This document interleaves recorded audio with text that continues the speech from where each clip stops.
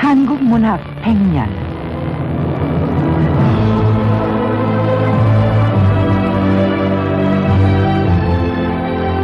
오늘은 제1부 바람 속의 핀 꽃 편을 보내드립니다.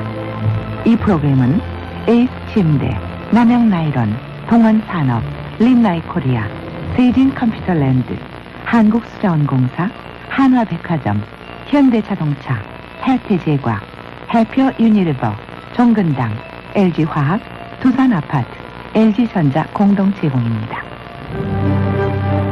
과학으로 만들면 침대도 달라집니다. 세계 두 번째, 에이스가 컴퓨터 무인 생산 시대를 열었습니다. 과학이 만든 침대, 이제 더 이상 같을 수가 없습니다. 침대는 과학입니다. 에이스 침대. 얼굴 예쁜 미인은 많아도 가슴 예쁜 미인은 드물잖아. 비비안 볼륨 어프라. 옆에서 모아주고 요 패드로 살짝. 비비안 볼륨 어프라. 미인은 가슴부터 다르다. 비비안 볼륨 어프라. 비비안. 김치요? 전 사먹어요. 김치 기품만 내기가 어디 쉬운가요? 깨끗한 임진강변 배추, 싱싱한 참치 액젓, 깊은 맛이 나는 동원 양반 김치.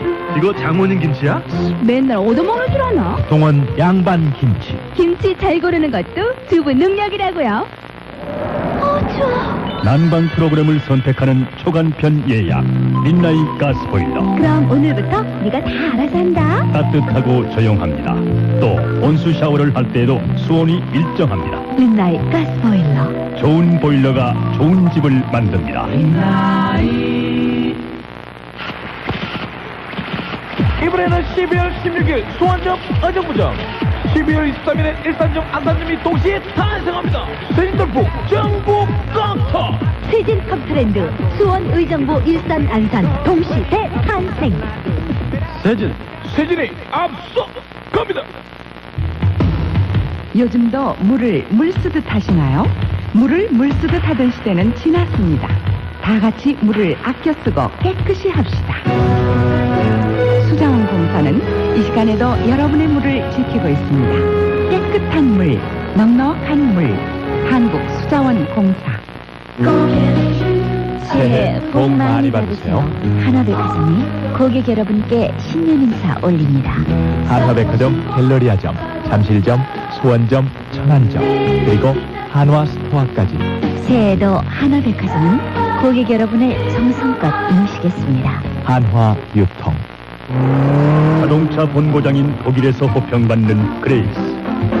품질에 관해서는 까다롭기로 유명한 독일에서도 그레이스는 그 성능을 인정받고 있습니다. 현대자동차의 앞선 기술로 완성한 그레이스, 세계를 향해 달리고 있습니다.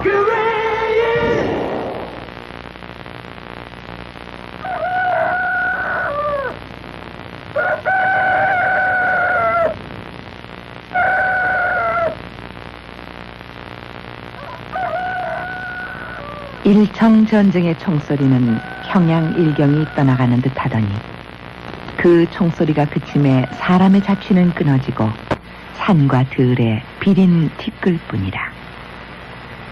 어떤 이는 이렇게 시작되는 이인직의 신소설 혈애류를 신문학에 효시라한다. 1906년 7월 22일부터 천도교 교단에서 발행하던 만세보에 연재되기 시작했던 소설이었다.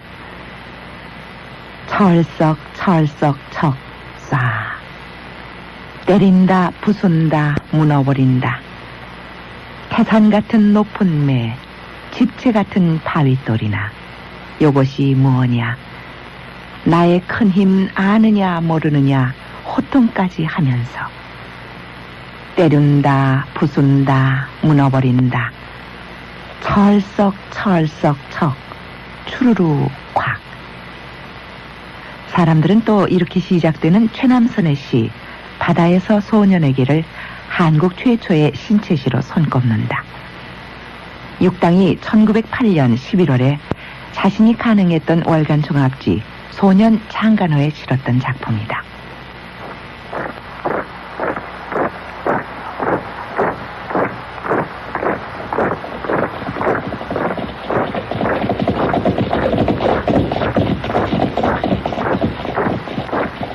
그러나 정작 중요한 사실은 누구의 무슨 작품을 신문학에 처음으로 잡느냐 혹은 친일 작가 누구누구 하는 것보다 한국의 현대문학 여명기가 불행히도 일제 침략의 말발굽 아래에서 비롯됐다는 구차한 상황, 그것이 아니겠는가.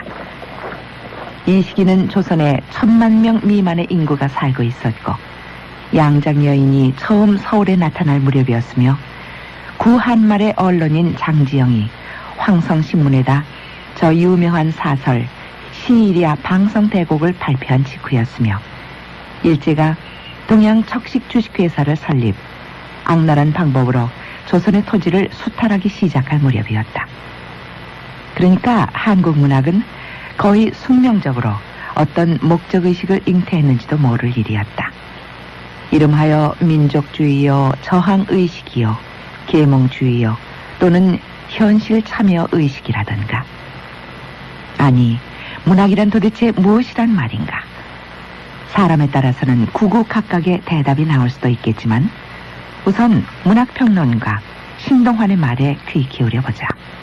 많은 분들이 뭐 학교에서도 장문이라든지 또 그 외에 문학 개론을 대학에서 다 가르치고 있으니까 알고 계시겠지만은 근래 와서는 문학이라는 것에 대해서 많은 회의를 느끼는 사람들이 있죠. 왜냐하면은 이 영상문화라든지 전파문화 이런 것이 자꾸 발달해 가지고 문학이 재래적인 그런 그 표현 방식만 가지고는 이것이 성립할 수 없지 않느냐 이런 말을 하기도 합니다만은 저 생각은 그런 그 회의라든지 의심에 대해서는 별로 그 찬동을 할 수가 없어요. 왜냐하면은 사람이라는 것은 언제나 언어 그리고 문자 이것이 사람이 살아가는 한은 존재하는 것인데 문학이라는 것은 언어와 문자로 이룩된 그러한 그 예술이 아닙니까? 또 그러기 때문에 제일 차원이 높은 것이죠. 그러니까 아무리 전파문화가 발전하고 또 이 과학이 발달하더라도 우리의 그 인간의 살아나가는 길을 찾아나가는데 문학이라는 것은 언제나 하나의 믿음과 같은 것으로 이렇게 알아차릴 수 있어야 할 것이고 또 사는 데 있어서 우리가 좀 더 차원 높은 그런 삶을 영위하는 것은 거기에서 어떤 그 우리의 생각이 새로워지고 더 좋은 질이 높은 문학 작품을 만들기 위해서 다 노력하고 또 읽는 사람도 그런 길로 가야 하지 않을까 이렇게 생각하고 있습니다.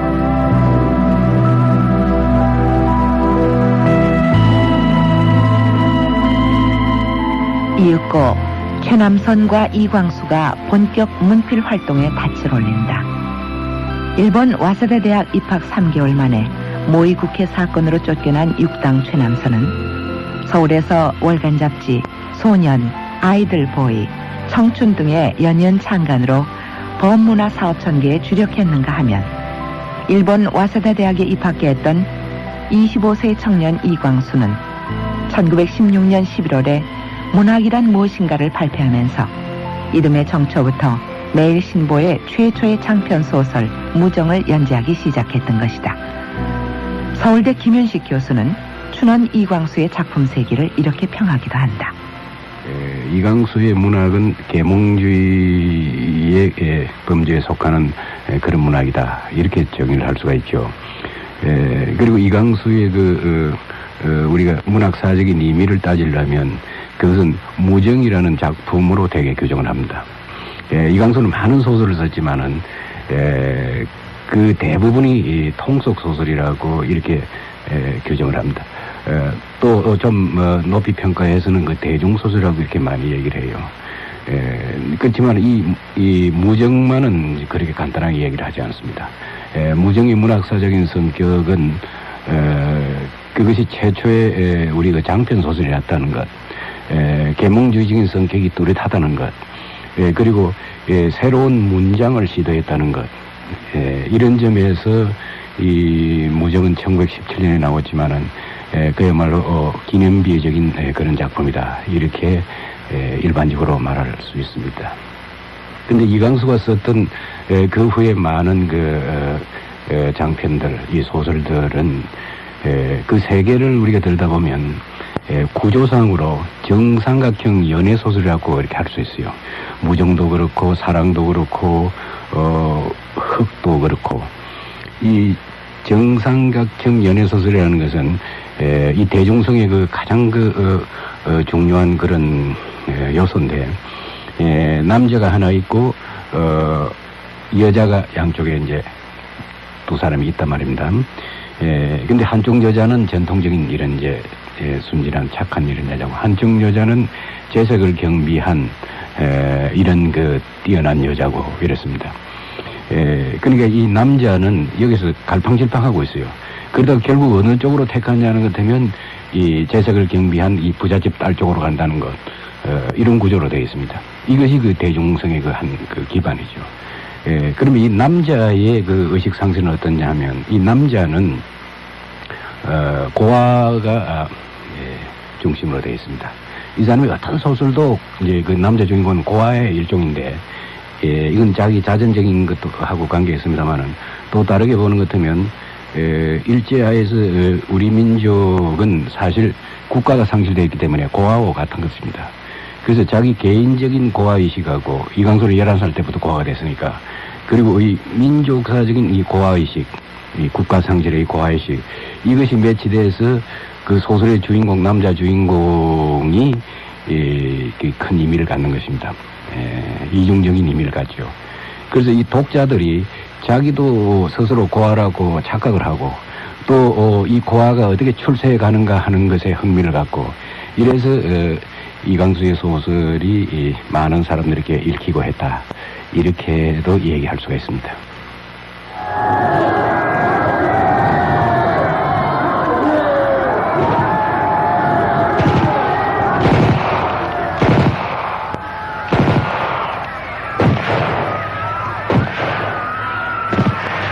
(1919년에) 3.1 독립만세운동. 육당 최남선이 작성한 그날의 독립선언서를 시인 한용운이 낭독했는데 뒷날 최남선은 회절해 친일 작가로 돌아섰고 한용운은 끝내 절개를 지켰다던가. 암튼 김이 3.1 독립만세운동을 전후해서 한국 문학사에도 새로운 일대 불꽃이 피어났으니 이른바 순수문예 잡지들의 탄생과 참신한 작가들의 대거 등장이 바로 그것이었다. 감자, 배따라기 등의 소설로 일반 독자들에게도 잘 알려진 김동인은 춘원 이광수가 소위 민족주의를 앞세운 일종의 권선징악을 완전 탈피하지 못한 계몽주의 작품에 서성거릴 무렵 간결하고 현대적인 문체를 구사하며 근대 사실주의 수법을 사용하면서 예술지상주의를 표방하고 순수 문예잡지 창조를 발행하기 시작했던 것이다. 그의 동인으로는 같은 일본 유학생이었던 김관호, 김옥, 전형택, 이일, 박석윤, 오천석, 주요한, 최승만, 임장화 등이 있었고 이광수도 그의 손을 잡아주었다. 이듬해인 1920년에는 비로소 신문다운 신문인 동아일보와 조선일보가 창간돼 문인들에게 보다 많은 지면을 할애하기도 했다. 같은 해에 비록 단명이긴 했지만 창조와 아울러 후일 한국 문학사의 발전에 많은 영향을 끼쳤던 또 하나의 문예잡지 폐허도 창간된다. 동인으로는 김옥, 남궁벽, 염상섭, 오상순, 황석우, 이병도, 이형로, 김영환, 나혜섭, 민태원, 김찬영 등이 있었고 그들은 옛 것은 멸하고 시대는 변하였다. 새 생명은 폐허로부터 온다고 노래한 독일의 시인 쉴러의 시구에서 잡지 제명을 따와 부활을 상징하는 의미로 활동하고자 했다. 그러나 그들의 잡지 지면에서 풍기는 분위기는 지극히 퇴폐적인 경향이 농후했다는 비판도 받아야 했다. 폐허 동인 중에 한 사람이었던 황석우의 시 나무와 풀의 생리를 예로 들어본다. 나무와 풀들은 머리를 땅속으로 박고 그 가랑이를 하늘로 향하여 벌리고 있다. 꽃은 곧 그들이 말하기 어려운 어느 비밀한 곳, 화밀은 그들의 월경액이란다. 여기서 생전에는 사적으로 교분이 두터웠던 현역 원로 시인 구상으로부터 한때나마 폐허 동인이었던 공초 오상순의 시 세계를 엿들어보자. 오상 선생은 단지 신시의 그 폐허동인의 한 분이었던 것으로서의 그 선구자일 뿐 아니라 그걸 무예의 도인이라고 그러는데, 불교적인 그 문자를 빌면 말하자면 일생을 그 무소유 아무것도 가지시지 않고 또 무정처 오늘 저녁 어디 가서 주무신다는 이러한 그 어떤 거처도 없이 또 거기에 알맞는 그런 형이사학적인 시를, 존재론적인 형이사학적인 시를 한국에서 맨 처음 쓰신 분이고, 또 그 시들이 그런 깊이를 가지고 있고, 그래서 일본의 동경대학에서 비교문학 연구론을 하는데 김소은 씨가 살았을 텐데, 김소은 씨를 데려다가 그 공초론을 하게 해서, 왜 그런 거 아니, 한국 시를 전부 보니까 다 자기네들이 가지고 있는 무슨 인간의 정한이나 자연의 찬미나 이런 것인데, 또 어떤 현실성이나 이런 것인데, 공초 선생의 시를 보니까 도저히 이것은 정말 그런 형이사학적 깊이와 넓이와 높이를 가진 시를 볼 수가 없으니까, 그래서 그 양반의 어떤 연구들을 거기서 한 것이 사실이에요. 이렇듯이 한국이 아직까지도 그런 그 형이사학적이나 존재론적인 시가 그렇게 이렇게 숭상되지 않아서 그렇지만은, 그게 최초의 어떤 시인이었던 것이 사실이죠. 1922년 홍사용, 박종화, 노자영, 나빈, 이상화, 박영희, 현진건 등이 동인이 돼 3호까지 발행했던 순문학 동인지 백조 또한 감상적인 면을 완전히 배제하지는 못했다. 하지만 백조는 한국 문학에 낭만주의를 본격적으로 도입시켰다는 점에서는 큰 주목을 받아왔다. 네, 올탄 박종화 선생은 처음에 백조 문학 시대에 시인으로서 출발했습니다. 그때 그분의 시문학의 경향이라는 것은 상징주의를 따랐어요. 3.1운동이 일어난 직후가 이 사람들의 활동 시기가 됩니다. 그렇기 때문에 그 시대에는 모든 삶을 또는 우리들의 의식구조 등을 직접적으로 표현하기가 상당히 어려운 상황이었어요. 그래서 상징주의라는 것이 우리나라에 보급이 되고 어느 정도 지나치게 감상주의적인 경향이 짙었어요. 또 그리고 그것이 어느 정도는 대표주의적인 경향까지도 나가긴 했습니다. 그렇지만 전반적으로 그 당시의 상징주의라는 것은 그 시대에 우리 한국인이 겪어나가고 있던 역사적인 사실, 그 어떤 분노 그리고 실망, 좌절 이런 것을 간접적으로 표현했다고 볼 수가 있겠어요. 그런데 그와 더불어 그는 곧 소설가로서의 역할이 더 커졌습니다. 그 대춘부라든가 금삼의 피라든가 이와 같은 작품들, 또 해방 뒤에는 뭐 임진왜란이라든가 등등 많이 나왔습니다만, 그런 작품들을 통해서 그분은 간접적으로 민족의식을 고취하려고 했다는 것이 그분 자신의 주장이고, 그건 아마 결코 틀린 말은 아닐 겁니다. 그러면서도 작품의 무대에는 어느 정도 현실적인 사실적인 묘사보다는 낭만주의적인 상상의 세계가 많이 펼쳐졌어요. 그것이 오히려 독자들을 많이 수용하는 그런 결과도 있습니다. 김우종 교수가 들려주는 월탄 박종화의 작품 세계이다.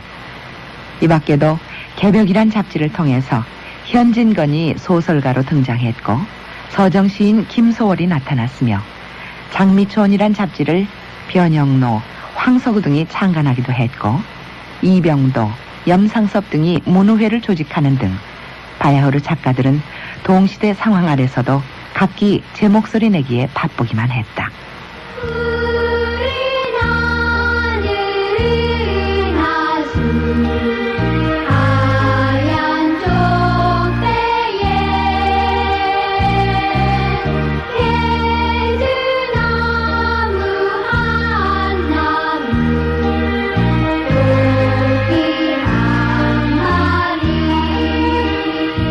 윤극영의 동요 반달은 1924년에 발표됐는데, 그 당시 소파 방정환과 윤극영, 마혜송 등은 색동회를 조직하거나 어린이 잡지 등의 창간 등으로 이른바 아동문학의 산파 역할을 톡톡히 해냈다. 그들은 문학의 힘을 빌려 우매한 조선민중을 깨우치려 했던 당시 성인 문학가들의 계몽주의 정신과 병행해서 어린 2세들에게서 새로운 민족의 희망을 찾아보겠다는 염원으로 아동문학을 활발히 전개시켰던 것이다. 건국대학 이재철 교수로부터 일제하 아동문학의 세계를 들어본다. 일제시대에 그 활동했던 그 아동문학가들의 직업을 본다면 상당히 그 폭이 넓어요. 그러니까 전문적인 그 문학인이 그 아동문학을 한 것이 아니고 이제 나라를 그 뺏기고 또 식민지 치하에서 아이들이 그 일본식인 그 식민지 교육을 받고 있기 때문에 그런 아이들에게 어떻게 하면 그 우리의 민족 의식을 심어줄 수 있을까? 그런 것을 생각한 나머지 그 소파 방정환 선생이 그 천도교의 인내천 사상을 따라가지고 결국 그 아동의 감성 해방 운동을 그 전개한 것은 사실인데, 근데 거기에 참 문제가 있다면 그 이조 시대 아이들이 희노애락 감정을 마음대로 표현 못해서 그 점잖은 어린이 하는 그런 것에서 자기들이 그 마음대로 감정 표현을 못했기 때문에 마음대로 웃고 울 수 있는 그런 아이들을 만들려고 했는까지는 좋았지만은 뭐 다른 그 장르도 마찬가지지만은 지나치게 감상적인 내용이 많았어요. 그러니까 우리나라의 그 일제시대 동요를 본다면 전부 슬픈 거예요. 뭐 기쁜 거는 별로 없어요. 그리고 이제 이 동화락 하는 것은 옛날 이야기, 그러니까 전래동화가 주종을 형성하고 있었고, 그 마혜송의 그 바위나루의 아기별이라든가 마혜송 작품을 제외한다면 상당히 그 옛날 이야기를 한다든가 또 현실적인 이야기를 아들에게 한다고 그래도 상당히 아까 그 동요의 세계와 마찬가지로 상당히 그 감상적인 요소가 아주 강했어요. 그러니까 일제시대 우리나라의 그 아동문학은, 물론 그 바닥에는 민족의식도 깔려 있었지만은 그 표현 방법이 감상주의적이었다. 그리고 또 무조건 아이들에게 무언가를 가르쳐야 되겠다는 생각을 했기 때문에 교훈주의적인 그런 것이 있어요. 그러니까 일제시대 우리나라 아동문학은 그 민족주의, 거기에다가 이제 그 교훈주의, 그리고 전반적으로 표현 형태가 감상주의, 그렇게 그 규정을 지을 수 있을 겁니다.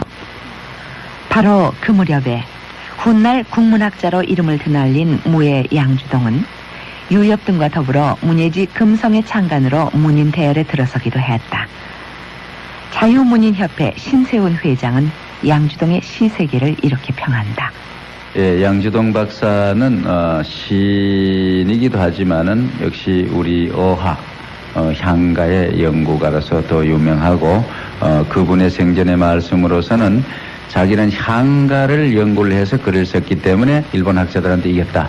그거로 인해서 민족에 기여했다. 이런 얘기를 했는데 저도 그 당시에 이제 공감을 한 바 있습니다. 또 우리 직접적인 이야기로서는 어떤 상자 속에 보석을 이렇게 뭐 하는 그런 시가 있는데 자기는 어떤 그 애인을 위해서 그렇게 썼다고 생각했는데 그 당시에 문단에서 평가하기는 아주 그 상징적인 우리 그 조국을 상징하는 그런 시라고 하더라. 그래서 웃은 적이 있습니다만 시라는 건 그렇게 각자 보는 가치에 따라서 눈에 따라서 그 시대에 따라서 다르게 되겠죠.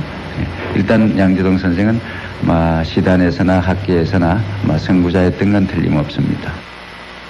한편 1925년에 박영희, 김기진, 최학송 등이 조직한 조선 프롤레타리아 예술가 동맹, 즉 카프는 신경향파 문학운동이란 기치를 들고 이후 10여 년간 심심찮게 세인들이 놀랄만한 피검소동을 빚기도 했다. 이른바 사회주의 경향 작가들인 그들은 문학의 효용성을 부르짖으며 기존의 순수 문인들을 비판하되 들었다. 그들에 맞서 1926년에는 염상섭, 양주동 등이 국민문학을 부르짖으며 프로문학의 허구성을 지적하기도 했고, 같은 해 8월에는 희곡 작가 김우진이 가수 윤심덕과 현해탄에서 정사 사건을 일으키기도 했는데 그 투신 자살 사건은 그때까지도 잔존하고 있었던 조선시대의 봉건주의 사상과 신개화 사상과의 갈등을 단적으로 보여주는 시얘기도 했다. 그러니까 그 당시의 작품 속에 나타난 남녀 간의 연애는 단순한 애정관계보다는 봉건주의 타파라는 개혁 사상의 또 다른 표현이었던 것이다.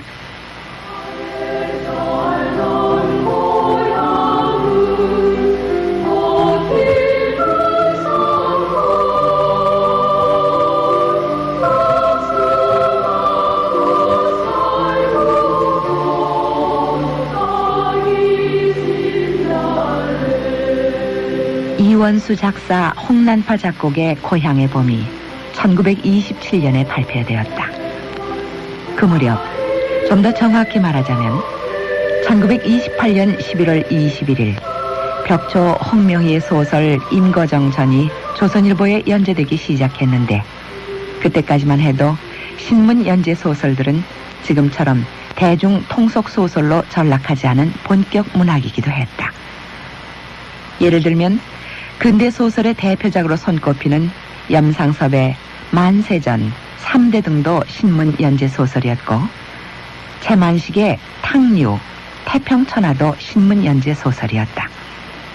그리고 이광수의 장편 소설 흑도 동아일보 연재 소설이었으며 민족시인 심훈의 상록수 또한 동아일보에 연재됐던 신문 소설이었다.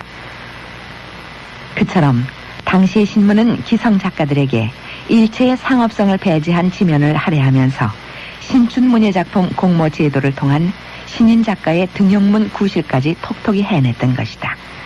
현재까지도 신춘문예 제도는 살아있지만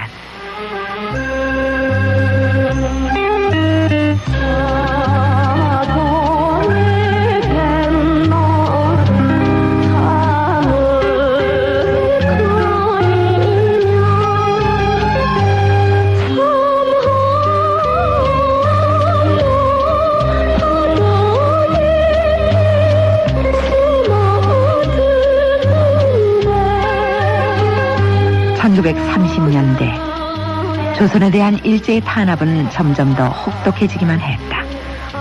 1929년에는 한민족이 민요인 아리랑에도 금창령을 내렸고 대중가요 황성예토도 유행하기 바쁘게 금지곡으로 분류해버리는가 하면 목포의 눈물도 못 부르게 했다.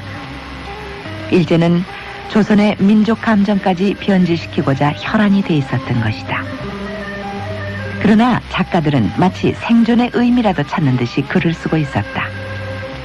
일제의 검열에 걸리지 않은 작품이라 해서 반일 감정이 없는 작품이라 할 수는 없었다. 남산을 사랑하는 마음 없이 어떻게 남산 위의 소나무를 그릴 것인가. 1930년 3월에 천재 시인 정지용과 박용철, 김영랑 등은 시문학을 창간, 훗날 청록파 시인으로 분류되는 박목월, 박두진, 조지훈 등의 등대구시를 했다.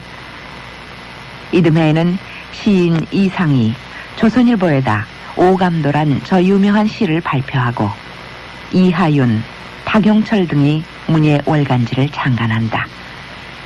김우종 교수가 들려주는 시인 이상의 세계이다. 건축 기사로 출발을 하긴 했습니다만은 시를 쓰기 시작을 했는데 아주 별난 시를 쓰기 시작을 했죠. 그 사람이 쓴 대표적인 시 오감도라는 것은 거의 아무도 이해를 못합니다. 또 행동 자체가 비정상적이었던 셈이죠. 가령 날개에 나타나고 있는 구멍이라는 여자와의 결혼이라는 것도 정식 결혼은 아니고 그냥 동거 상태였고 그 다음에도 그런 일이 있었고 탈선적인 그런 행위를 했다고도 이제 볼 수가 있습니다. 다만 그것은 아마도 그 사람이 곧 죽으리라는 자신의 운명을 알고 있었기 때문에 그와 같은 생활로서 그 시대를 살아갔던 것 아닌가 짐작이 됩니다.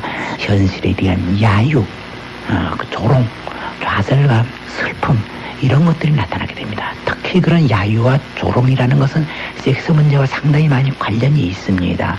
말하자면 우리가 어쩌다 화장실에 가면 낙서를 보지 않습니까? 그러한 형태의 성에 관한 낙서를 좀 고닥적인 시의 기교를 통해서 써나갔습니다. 그와 같은 조금 특수한 개인적인 생활이 그래도 날개라든가 봉별기라든가 하는 참 좋은 문학사에 남을 만한 참 작품들을 써내는 계기가 되고 있습니다. 또 그 사람의 그 시가 역시 그렇게 별난 시라고는 하지만 그것이 우리의 전통적인 시의 개념을 파괴시키면서 새로운 시에 대한 모험을 문학사적인 결과라서 초래하게 됩니다. 1935년 조선 총독부는 드디어 각 학교에 신사참배까지 강요하기에 이른다. 그러나 밤이 캄캄할수록 별은 더욱 밝게 빛나듯 1936년에는 안익태가 애국가를 작곡하기도 하고, 비록 일장기를 달긴 했지만 조선의 거나 손기정 선수가 베를린 올림픽에서 우승의 월계관을 쟁취하기도 했다. 바로 이 해에 뒷날 한국문단의 거목으로 자리 잡는 미당 서정주와 김동리가 오장환과 함께 시인부락이란 잡지를 창간하면서 조선문단에 합류한다. 모더니즘 시운동의 기수여 언어의 요술장이었던 김기림이 장시 기상도를 들고 나온 것도 이 무렵이었다. 무녀도 황토기웅의 소설로 지금껏 한국의 대표적인 소설가로 손꼽혀온 김동리의 작품 세계에 대해서 한성대학 원형갑 교수는 이렇게 말한다. 김동리 씨라고 하면 의뢰의 황토기를 생각하게 되고요. 또한 모녀기나 모녀도, 그리고 이제 어느 것보다도 사반의 십자가를 우리의 연상이 되죠. 사실 사반의 십자가는 김동리 씨도 굉장히 기독교 세계를 연구를 했고요.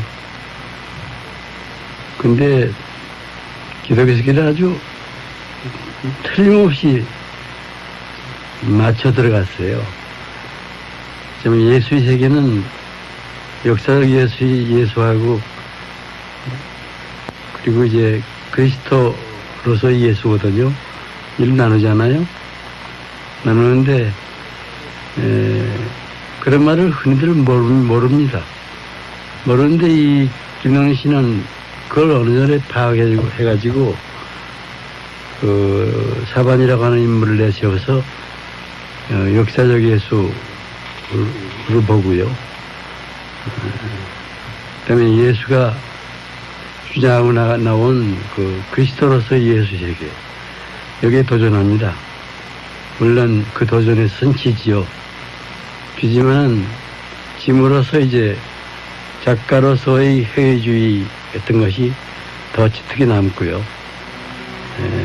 또 독자로서의 그런 거 이렇게.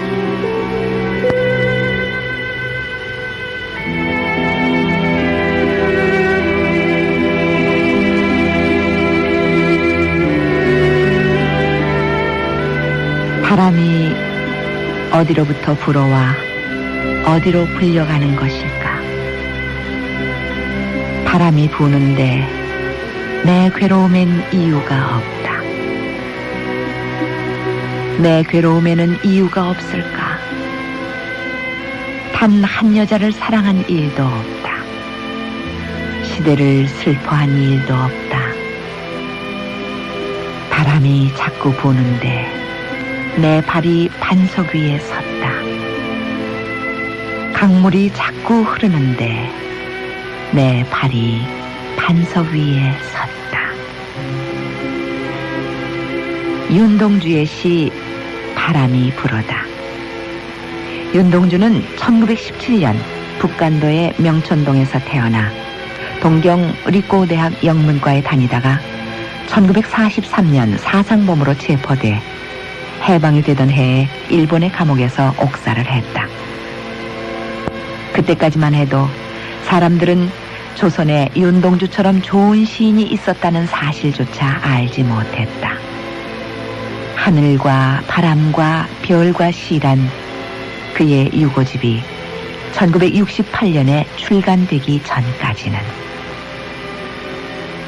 비단 윤동주뿐만이 아니라 8.15 광복을 앞두고 조선의 많은 문인들이 유명을 달리했다. 수많은 신화를 남겼던 시인 이상은 1937년에 동경에서 숨을 거두었고 1942년에는 시적인 소설 메밀꽃 필 무렵의 작가 이효석도 36살 젊은 나이로 이 세상을 등졌다. 이효석이 숨지던 그 해에 일제는 조선어 학습과 사용을 전면 금지시키기도 했으니 모국어를 상실한 작가는 차라리 죽음이라도 택하듯 다음 해에는 소설가 현진건과 시인 이상화가 갔고 이듬해에는 청포도의 시인 이육사가 북경에서 옥사를 했고 님의 침묵의 시인 한용운도 그들을 뒤따라 떠나갔다.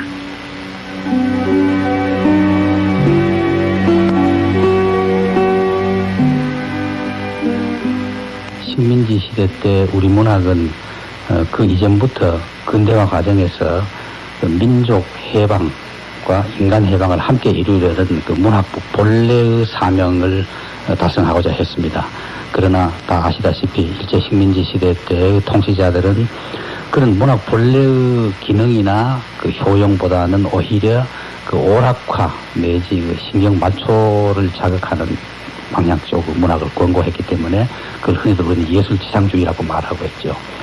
그래서 이제 이 당시에 그 크게 나누면 두 가지 유형의 우리 근대 문학, 인간 해방과 민족 해방을 동시에 이루려는 문학 본래의 한 흐름이 있었고, 다른 한 흐름은 일제 식민 정책에 동조해서 그대로 그때그때 그 어떤 오락과 그 말초신경을 자극하는 문학, 이런 두 가지를 크게 나눌 수 있습니다. 이 두 가지 흐름이 그대로 지속되어 내려오다가 8.15를 맞았다고 보는 것이 올바른 근대 우리 문학에 대한 이해 같습니다. 문학평론가 임헌영 씨의 얘기다.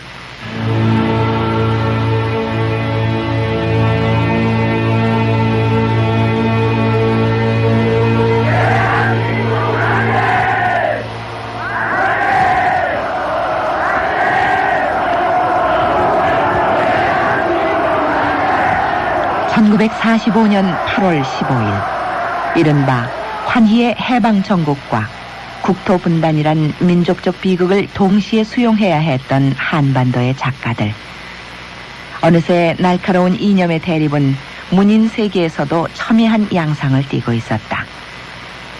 헬로우, 오케이, 38따라지 등등 낯선 어휘들이 난무하던 그 당시 홍명희, 이기영 등은 좌익문학의 선두주자였고 김동리와 평론가 조연현은 우익 문인들의 보루였다. 공산주의를 신봉하던 작가들은 자진월복을 하기도 했고 국토분단의 고착화는 감히 상상조차 못했던 일부 문인들도 호기심에 이끌리듯 38선을 넘어가기도 했는가 하면 일찍이 공산치하의 허구성을 절감한 작가들 중에서는 북에서 남으로 월남을 감행하는 사람들도 있었다.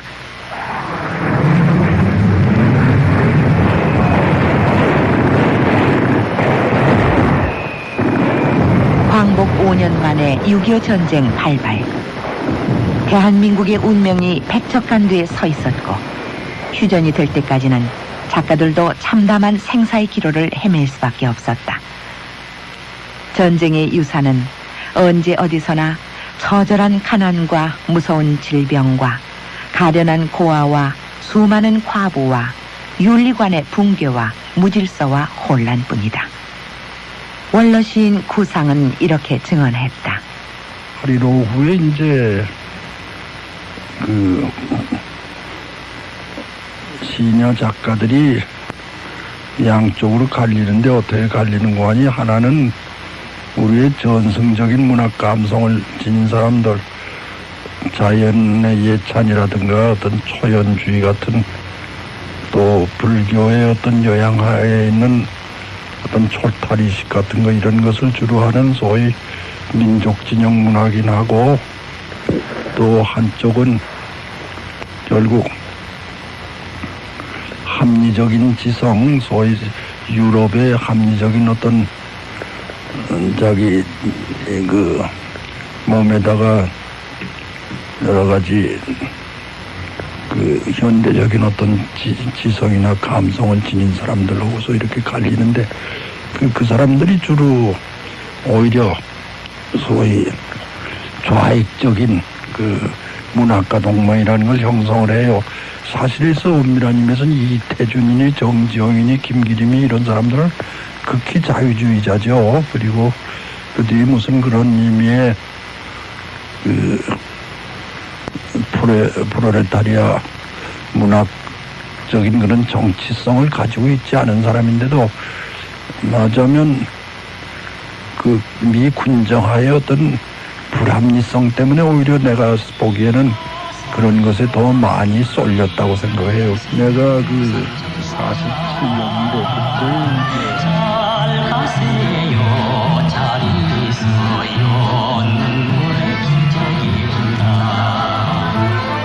1953년 7월 27일 전선에선 총성이 멎고 휴전이 되면서 부산이 이별의 정거장으로 화하기도 전에 방황하던 당대 지성인들의 횃불 노릇을 하려던 종합잡지 한 권이 탄생했으니 바로 장준하가 발행했던 사상계였다.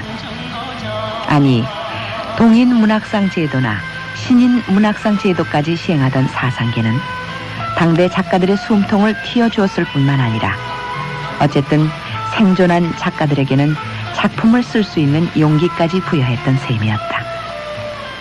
그리고 2년 뒤 1955년 1월에 창간되는 현대문학이란 순수문예 잡지의 탄생이야말로 현대문학의 모태, 바로 그것이 되었던 것이다. 문학평론가 조연현이 주관을 맡았던 현대문학은 상업성 짙은 작품을 철저히 배제하면서 이정표 이런 전후 문단을 정리했을 뿐만 아니라 실력 있는 신인 작가들을 엄선해서 배출하기로 정평이 나 있었다. 비로소 한국 문학의 6.25 전쟁이 기록되기 시작했다. 계리사 사무실 서기 송철호는 6시간 넘도록 사무실 한 구석 자기 자리에 멍청하니 앉아 있었다. 무슨 미진한 사무가 있는 것도 아니었다. 점심도 못 먹은 철호는 허기가 나서만은 아니라 갈 데도 없었다. 소설 오발탄의 첫머리 부분인데 이범선은 오발탄이란 이 소설에서 6.25 전쟁으로 말미암아 넋을 빼앗겨 아예 삶의 방향까지 상실한 인간 군상들을 그리기도 했고 손창섭, 장용학, 선우휘 등도 분단 민족의 비극적 삶을 곧잘 묘사해냈다. 작품이 아니고선 잡문 한 줄도 쓰기를 꺼리는 소설가 황순원도 이른바 사상으로 무장한 인간이 얼마나 무서운가 하는 문제를 카인의 후예라는 작품에서 극명하게 그려 보이기도 했다. 현존하는 소설가 중에서는 최원로의 반열에 있는 황순원의 작품에 대해 서울대 김윤식 교수는 이렇게 말한다. 황순원의 작품 세계는 세 단계로 이렇게 나눌 수가 있습니다. 이 초기에선 별이라든가 기러기나 이 노새나 황노인 이런 것은 얼마나 이 작가가 이 언어를 전략하고 얼마나 어떤 그 결벽성이랄까 어떤 그 언어에 대한 그 또는 감정을 절제해가면서 아주 그 자기 통제를 해나가면서 작품을 썼던가 하는 것을 잘 보여주고 있습니다. 이건 이제 황순원 스타일이라고 그렇게 볼 수가 있어요. 작가가 자기 스타일을 이게 창조했다는 거 이것은 대단히 드문 일이고 그야말로 이 황순원 문학이 문학사에 차지하는 그런 중요한 것이라고 생각합니다. 근데 이 초기에 이 단편들의 세계는 아주 어떤 현실하고 별로 관계가 없는 아주 인간의 본질 살아나가는 이 얘기들 이런 것을 노인이라든가 과부라든가 소년이라든가 이런 것을 통해서 드러내려고 하는 이런 점이 특징입니다. 그 다음에 이제 중기에 오는 것 같으면 해방 공간이 있고 유교가 있고 이렇습니다. 이 중기에 이 황순원 문학의 여러 요소들을 보는 것 같으면 현실에 대한 대단히 뜨거운 어떤 그런 것이 녹아 있어요.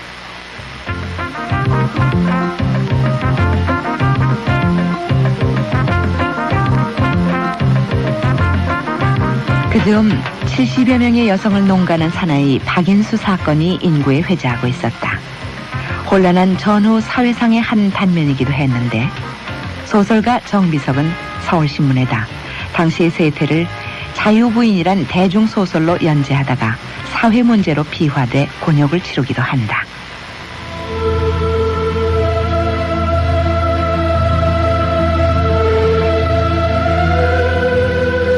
어차피 문학이란 당대의 기록이라 했던가.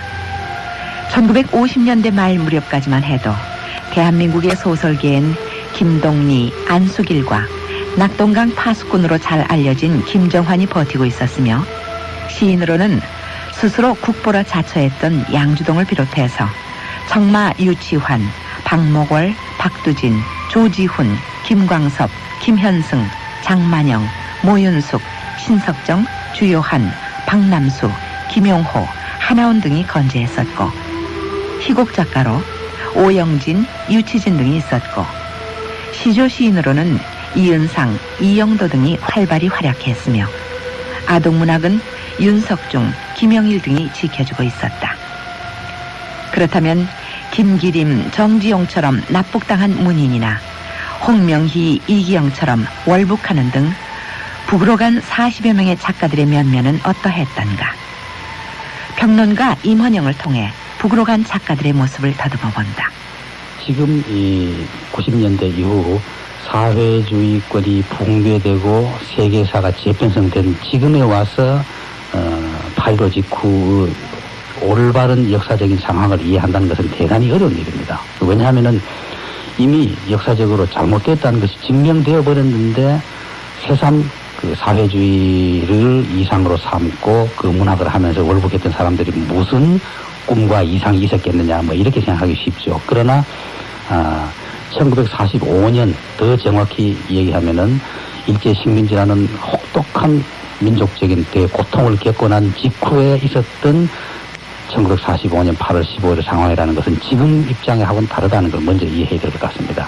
그때 보면은 친일파들이 그대로 우리나라를 지배하고 있으면서 남북 분단을 그대로 획책하고 그리고 다른 외세 문화와 문학의 본래의 기능보다는 말초신경적인 그 소위 말하는 예술을 위한 예술을 하는 그런 것만이 올바른 문학이라고 생각하는 그런 풍토. 이래서 민족이나 국가나 인간의 운명 같은 것을 다루는 문학을 불온시하는 상태. 그런 속에서 이 사람들은 어떤 면에서 보면 정확히 말하자면은 월북을 했다기보다는 한국으로부터 추방당했다고 봐야 돼요. 여기 있으면은 결국은 탄압밖에 없기 때문에 자기들이 살기 위해서 갈 수밖에 없지 않았느냐고 보는 것이 정확한 역사적인 이해가 될 것입니다. 뒤돌아보건대 숨가쁜 경랑에 시달린 한국의 현대사는 질곡과 순환의 연속이었으니 시대적 양심을 대변할 수밖에 없는 작가들에겐 더 한층 고통스러운 형극의 길일 수밖에 없었다. 내일 이 시간 문학의 해 특집 제2부에서도 우리는 순교자적 자세로 이 시대를 살아가는 많은 문인들과 그들의 작품을 음미해보면서 우리가 끝내 희망이란 단어를 포기하지 않아야 하는 까닭을 찾아보고자 한다.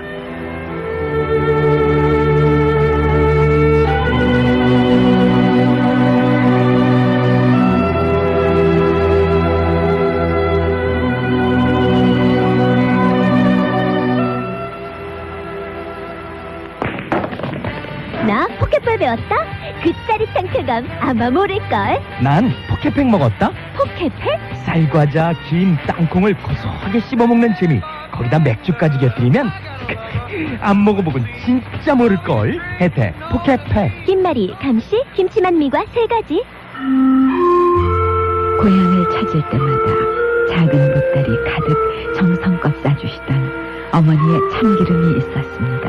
예, 이거 가지고 가서 아껴 먹어라. 세월은 흘러왔어도 변하지 않는 고소함이 있습니다. 해표 참기름. 모차르트의 피아노 소나타, 숲속의 맑은 공기, 아침의 새소리, 그리고 펜잘. 두통이 오면 난 이런 것들을 떠올린다. 펜잘. 종근당. 오늘은 바깥 바쁠 때 랑데뷰는 좋아. 비듬에도 랑데뷰. 샴푸 린스의 비듬 예방까지 랑데뷰 비듬용 샴푸. 비듬에도 랑데뷰. 비듬 잘가 랑데뷰. 비듬용 샴푸. LG 화학. 남양주시 두산아파트 분양. 한국능률협회 94 고객만족 우수아파트상의 두산아파트가 남양주시의 그 품질을 선보입니다. 분양문의 남양주 591-0598. 성약자 계획에 관계없이 신청 가능합니다. 마음속에 그린 집 두산아파트. 이번에는 12월 16일 수원점 의정부점, 12월 23일엔 일산점 안산점이 동시에 탄생합니다. 세진돌풍 전국 깡터. 세진 컴트랜드 수원 의정부 일산 안산 동시대 탄생. 세진이 앞서 갑니다. 어이, 자네도 보토로 바꿨나? 그럼 덜 먹고 잘 뛰니까 더 바랄 게 있나? 난 10만 킬로미터 뛰었는데도 끄떡없다고? 이런 일손 또 있나? 흘르르 조용하고 편해서 노래가 절로 나온다고. 오늘 이게 포토 풍성이 하나? 1톤 중에 1톤 포토 아닙니까? 휴대폰 통화 참 힘드시죠? 도시 비즈니스맨을 위해 태어났다. LG 휴대폰 화통. 도시인이여 이제 화통이 간다. LG 화통. 통화는 화통하게.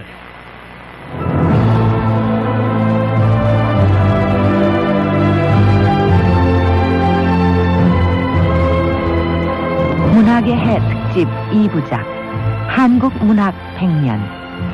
오늘은 제1부 바람 속의 핀 꽃 편을 보내드렸습니다. 내일 이 시간에는 제2부 그 바람이 가는 곳 편을 보내드리겠습니다. 지금까지 기술 최종호, 효과 조병식, 음악 윤주영, 기획 박동주, 구성 김영무, 연출 전문수, 해설 이선영이었습니다.